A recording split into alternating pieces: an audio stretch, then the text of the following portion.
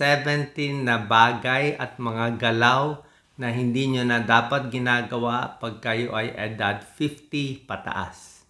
Lalo na pag senior. Pero kahit edad 40 pataas, ingat na tayo.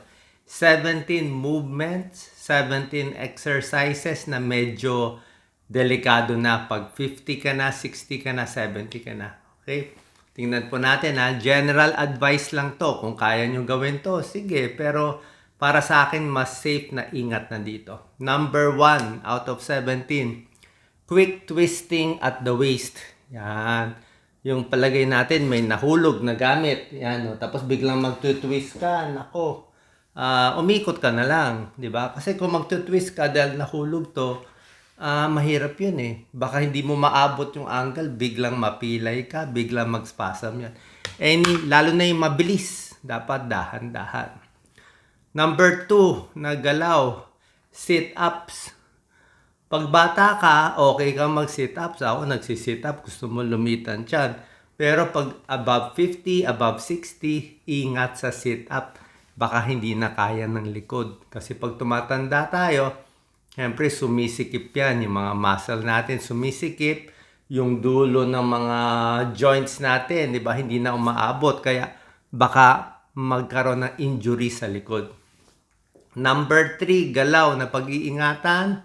Magugulat kayo dito. Pag-akyat ng hagdanan. Diba? Ang turo sa atin, climbing the stairs. Mabuti yan. Akyat. Exercise, pagod. Pero, pag medyo 50, 60 na, ingat tayo sa climbing the stairs. Lalo na kung marami. 5 palapag, 6 na palapag. Hindi po maganda sa tuhod. Ang gusto natin, kung gusto nyo, maglakad-lakad na lang kayo. Pero yung pag-akyat ng hagdanan, medyo hindi maganda sa tuhod. Siguro, 1 palapag, 2 palapag, LRT, pwede pa. Pero yung up and down, bad for the knees. Number 4, full squat. Talungko, yung full squat. Diba? Yung deep knee bends. Dati, pag bata tayo, pwede kang mag-squat, diba? Tumatalon-talon pa tayo, naka-squat. Pero pag matanda na, above 50, above 60, mapapansin nyo, mahirap na sa tuhod. Matlaki ang strain o yung danger sa tuhod na masira ang tuhod kung full squat. Doc Lisa nga kahapon nag-full squat sumakit yung likod Dati nagagawa naman niya. Ngayon paglampas 50s ayun na nga. Number 5, ingat sa overhead lifting. Kunyari, meron kang gamit na mabigat, inaakyat mong ganyan. Overhead lifting na mabibigat na baggage, ingat na po. Kasi pag above shoulder level, nai-strain na to. Kaya patulong kayo. So, overhead lifting, ingat na rin. Overreaching, sobrang layo ng kuha. Sobrang layo, okay? Sobrang twist, ingat na po. Tsaka dapat dahan-dahan. Number 6, na pag-iingatan, rapid movements, biglang galaw, biglang kuha, biglang palo. Pag bata tayo, okay lang magalaw. Pero pag may edad na, dapat dahan-dahan. Kasi mabilis na ma-injure. Pag may edad, mabilis na ma-injure. Kaya nga, pag aakyat ng hagdanan o bababa ng hagdanan, dapat nakahawak na ngayon sa rail. Sa hawakan, okay? Ingat sa pagtingin sa baba. Kasi iba, nahihilo. Isa pa, pag hindi tayo dahan-dahan, nababangga na tayo. Very common yan. Bangga sa silya, kamay, bangga yung paa, bangga sa pintuan. Bakit nababangga? Mahina na yung vision natin Mabagal na reflex. Hindi pa stable yung balance. So yan, number 6, rapid movements. Ingat. Number 7, bending at the waist to lift. Magbubuhat ka na mabigat, magbe-bend ka ng ganon. Sabay ganon, hindi po pwede yon kasi masama sa likod. Yung likod mo tumatabingi, lalo na kung mabigat yan, pwede ka ma-slip disc. Pwede maoperahan yung likod, delikado po yan. So, dapat pag magbubuhat, patulong na lang kayo o dalawa kayo. Half bend ng knee, pwede half bend ng knee or upo sa silya bago kunin dahan-dahan. Okay?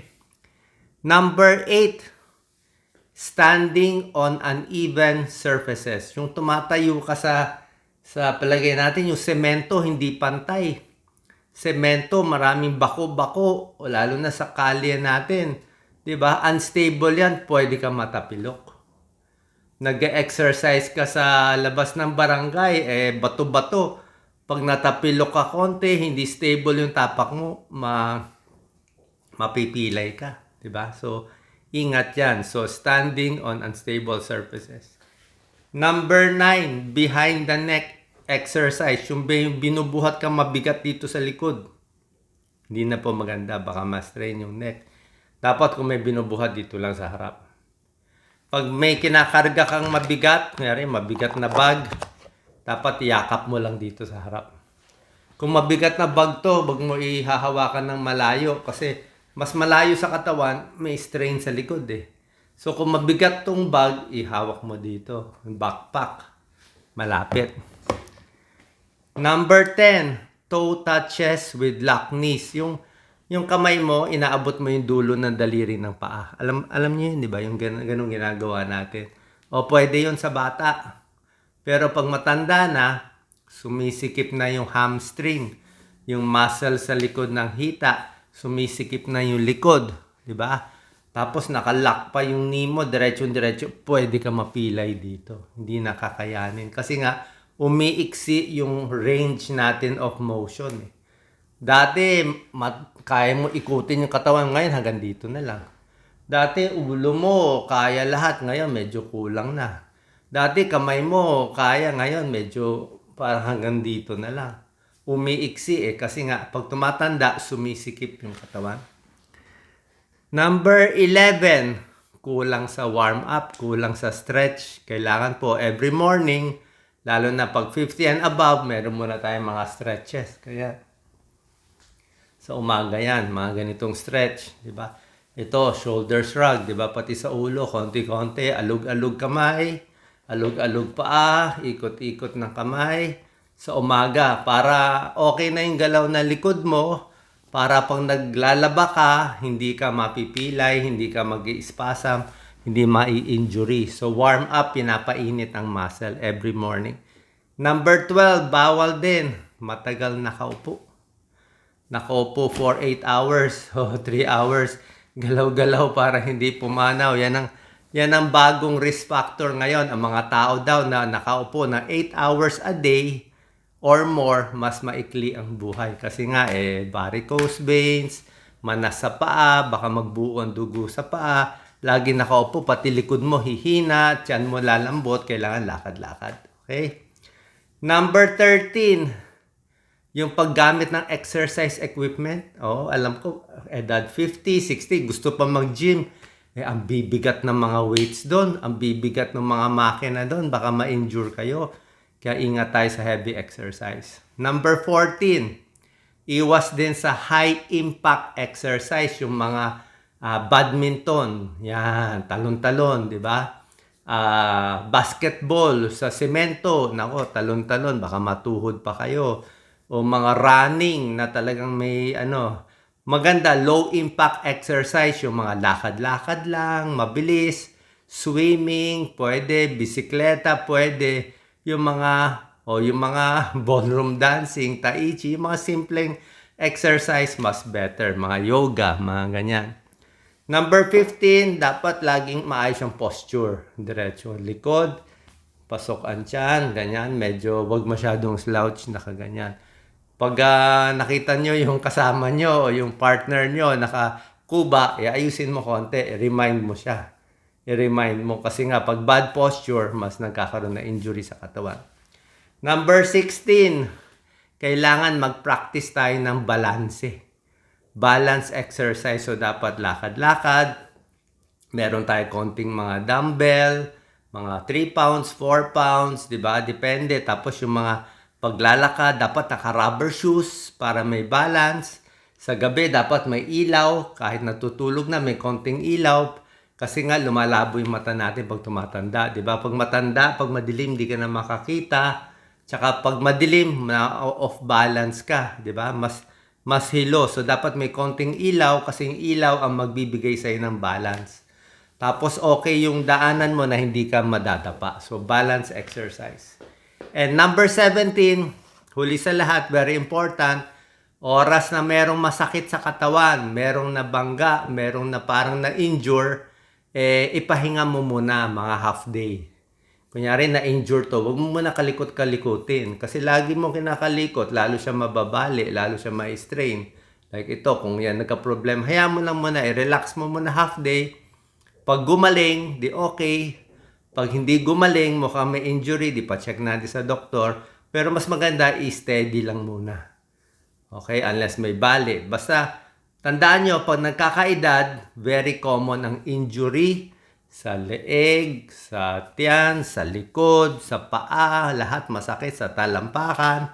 Tapos after 1 to 2 days, pwede nyo i-stretch, pwede nyo i-massage. Lagi ko sinasabi yung masahe, maganda yan. Kung may marunong mag-release nito mga lamig-lamig, yung mga muscle nodule natin dyan, pwede rin yon. Pero kung talagang may masakit, kailangan hanapin yung cause. Bakit masakit ng likod? Nasaan ang diferensya? Ba't masakit ang singit? Ba't masakit ang tuhod? Habang maaga, hahanapin natin. Let's say tuhod, baka may problema dito sa hita, tumitigas yung muscle, kulang ka sa stretch. 'Di ba? Masakit ang likod, baka tabingi yung likod mo, may kailangan ayusin, 'di ba? May matigas na muscle. So lahat 'yan pwede natin pa-check sa doktor, or kung meron kayong kakilala nagre-rehab, pwedeng therapist, o yung iba yung talagang yung mga bulag sanay din mag-massage. Basta mild to moderate massage lang, tingin ko okay naman. So, do not ignore the pain. Try natin hanapin yung cause nito sa murang paraan. Sana po nakatulong tong video natin. 70 na bagay na dapat iwasan, wrong movements, wrong exercises na dapat ingatan ng edad 50 pataas. God bless po.